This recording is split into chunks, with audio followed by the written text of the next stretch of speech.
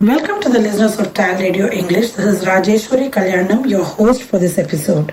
Today, I am going to introduce you to Miss Felicia Webb, Executive Director, Reading Partners, Silicon Valley. Reading Partners is a non-profit that was founded in 1999 when three community leaders wanted to help children who had fallen behind at reading at Belhaven Community School in California. They started with a dedicated group of volunteers to tutor the students. Reading Partners has expanded manifold. It has surpassed 2.5 million tutoring sessions delivered to students. Research has shown the program to be an effective intervention, and students served by Reading Partners showed significant improvement. The non-profit entity has been providing online tutoring too from the pandemic times. Miss Felicia Webb, a doctorate in clinical psychology and a certified marriage, family and group therapist with decades of experience and expertise, has joined Reading Partners as Executive Director in 2022. Her personal mission is to help individuals and groups better enhance and utilize their core strength to better lead, climb and thrive in their careers and industry.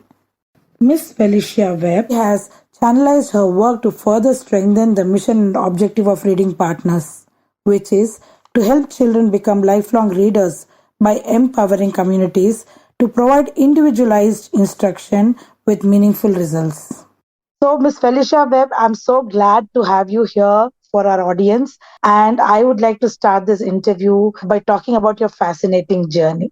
Thank you for having me this morning. Miss Felicia, please tell me, you have been a clinical psychologist, you have a doctorate, and you also have certifications. Tell us about this journey with psychology. I am originally from Illinois. And while I was there, I worked in our school districts, and I also worked in a private practice where we did a lot of psychological assessment and therapy with families and individuals. For me, the fun part of that for me was to do the psychological assessments on both the children and their families, because I definitely take a holistic approach in working with children. So, well, amazing. So before joining Reading Partners in 2022, you've seen COVID happen, and you've seen the impact of COVID on families and children especially. So can you share with us a few of the challenges that you've faced? well, what we have seen with how COVID has affected our youth is what we call an interruption of learning. A lot of our students have been affected by not being able to read at the same level as some of their peers. And the pandemic caused a lot of our students to fall further and further behind in their education and their studies. And I have seen that Reading Partners has also done a lot of work during COVID. So how did this whole association happen? I mean, Reading Partners and you.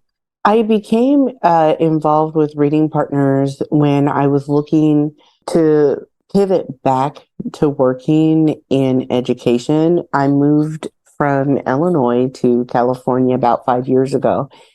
And during the process, I applied for many different positions, and I came across the one for executive director at Reading Partners, and I read the mission.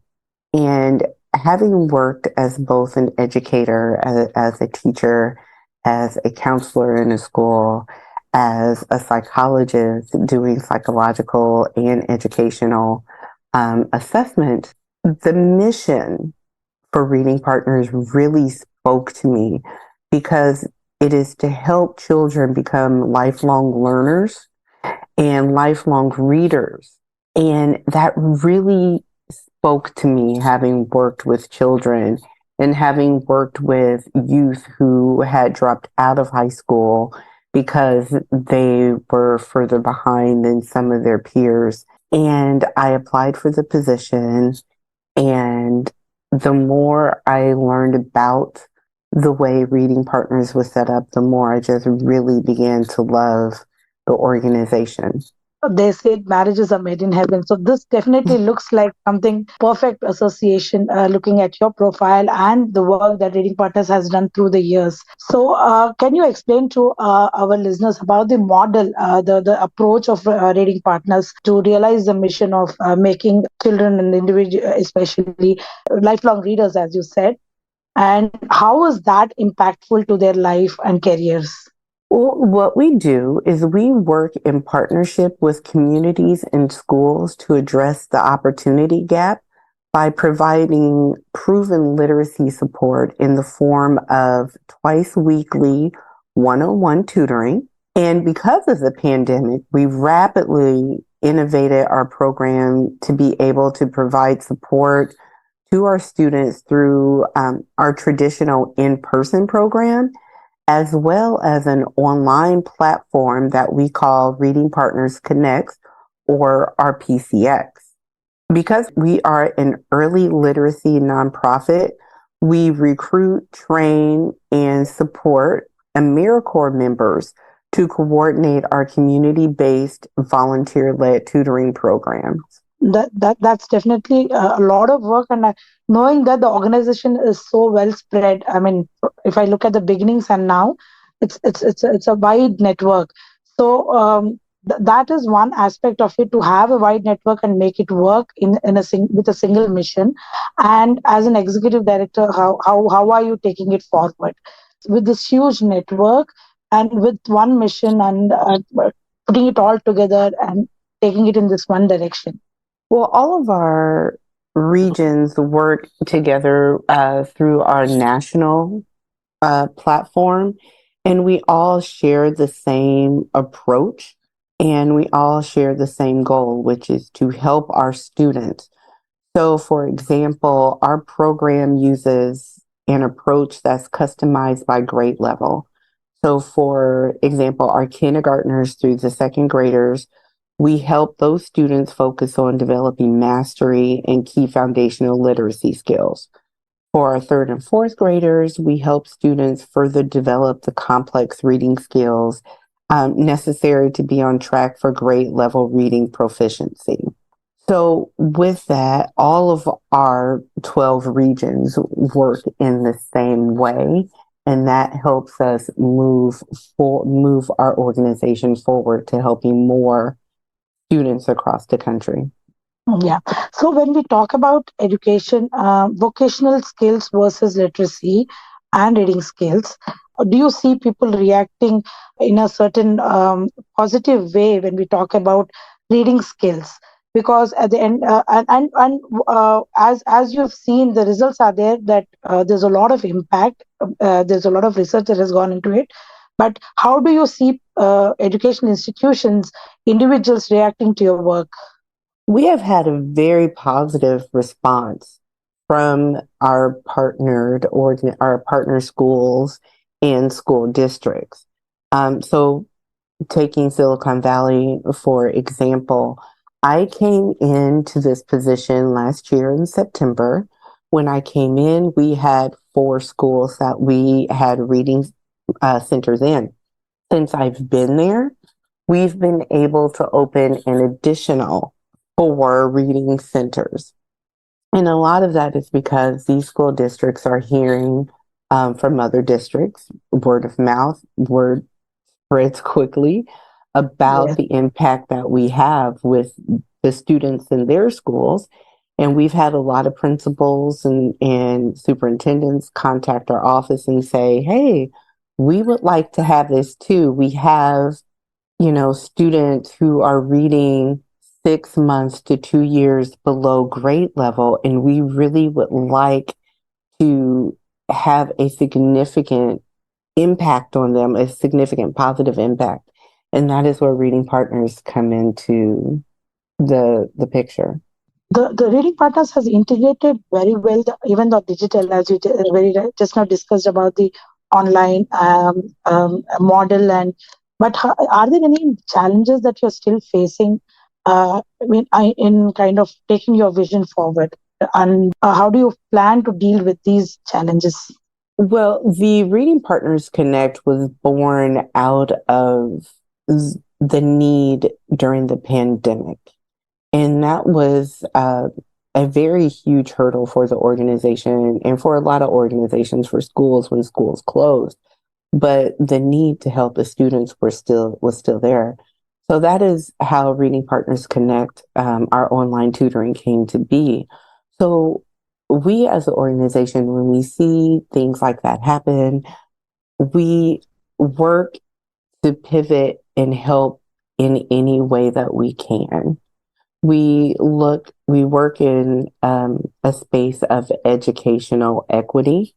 And then we also now we're focusing a lot on social emotional learning and racial equality and justice with our students. So that is how we are as a whole organization. As I was saying, are there any more challenges that you foresee and you have any road plan to deal with them? The challenges that we face are probably what a lot of organizations face. We do rely a lot on volunteers. So that is a challenge that we have because we do have a large student base. So we are always looking for volunteers to work with us, to work in our reading centers, to help tutor our students. So that is a challenge. And then also, we are a service organization. So we are always looking for people to work as our AmeriCorps members. And using the AmeriCorps members is very key to the success of our reading centers and having them run properly. Absolutely, that's true. So, also this thing, because it's an NGO, there's also this issue of funding, this aspect of funding. Of course, the organization has been there for a long time. The impact is for everybody to see. So it must be fairly okay to get the funding. But can you give us a little more details about the whole funding process and what you're looking at? What do you foresee? Well, there's different ways that people can support reading partners. We do have individual donors who they donate to either national or to the region. So, say Reading Partners in Silicon Valley. And you can do that through the online donate portal. We also partner with a lot of corporate organizations, so such as Synaptics and Qualcomm are some of our larger corporate donors that we work with. And then we also work with different foundations as well. So that is, in each region have different organizations and foundations and groups and individuals that they partner with. I also would like to know, I was just reading up that you're a chief member, which is a very interesting network of women executives who are working towards diversity in leadership.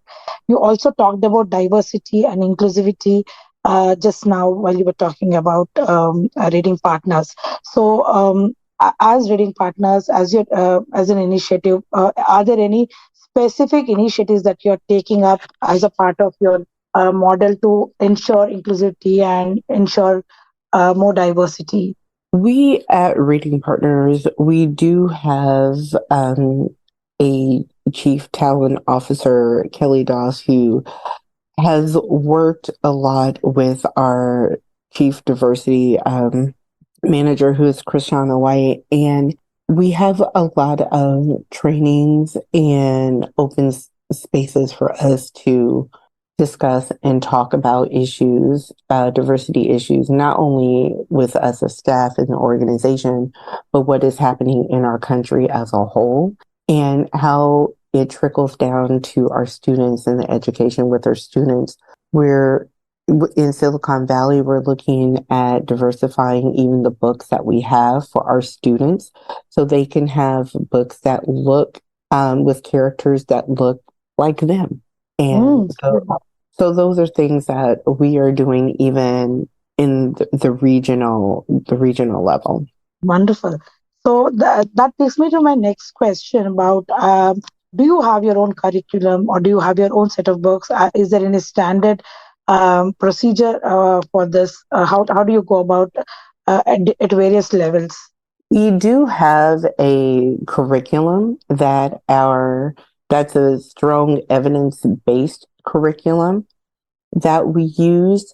The books that are used are researched by our national program team, and we strive to have very diverse books in our curriculum. Like I said, that is our READY, which is our racial equality, diversity, inclusion initiative, is a very strong pillar for us at Reading Partners in all of the 12 regions and our national platform. So when we're looking at books to put in our curriculum for our schools, we are making sure that they are racially and ethnically diverse. Pretty interesting. Ms. Felicia Webb, I would also like to ask you post COVID, when you talk about psychological issues, especially in children who have been at home away from their friends for last 2 years. So, all over the world, we have seen that impact children, especially. So, as reading partners, are you looking at that aspect as well? Because you are anyway going to be in direct interaction with these children. Is there that on your scheme of things? It is to some degree. We do have a part of our curriculum deals with social emotional learning. And in part of that social emotional learning, we do have, it's our way of supporting the SEL part for the students. As far as the psychological aspect, I mean, as a psychologist, it is something that concerns me personally because I am very aware of how the pandemic has affected students psychologically. However, we are a literacy nonprofit. We do not do a lot with psychology or dealing with psychological disorders or things that may have happened, but we do work closely with schools, and in any way that we're able to, we do help in any way that we can. That's good.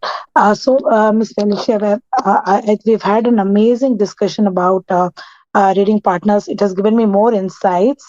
I would also love to know, the organization has grown so much. Are there any specific plans for future? Would you like to share anything else with our listeners? Well, I will speak on behalf of Reading Partners Silicon Valley. We are looking to expand our reach. Currently, we have schools and reading centers in San Jose, Milpitas, and Redwood City, but we are looking to expand in this region because the need for our services is so great. So we are looking to return to schools that we were once in prior to the pandemic throughout the peninsula and in the greater part of Santa Clara County, mostly focusing in the San Jose area. That's pretty amazing. Thank you so much. Thank you so much for your time. And I personally, and from TALRadio also, we feel that it is very important work that you are doing at Reading Partners. And we wish you all the best. And thank you so much for being with us and being patiently answering all the questions. Well, thank you for having me. And it is always a pleasure to meet different people and to talk about the wonderful program that Reading Partners and Reading Partners Silicon Valley, the great work that I think that we do. That's wonderful. So glad to have you. Thank you very much.